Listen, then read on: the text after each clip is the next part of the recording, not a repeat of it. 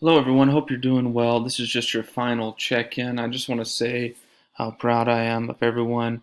Outstanding job this semester. I think you all did fantastic in your final exam. Reviewing it, I was really surprised to see so many high grades in this course. Not that I was surprised that you did well. I'm just really happy to see that the majority of you really took this seriously and you just did a fantastic job. So thank you so much for your efforts and time. Thank you for really, diving into the material and seeking to understand what it is to communicate effectively. And I think you all did a great job of that.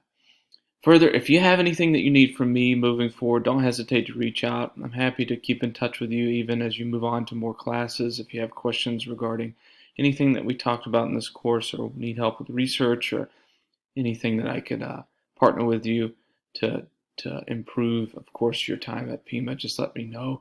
I'm really looking forward to seeing you all graduate. And if you have anything that you might need, don't hesitate, like I said, to reach out. My email is always open for you guys.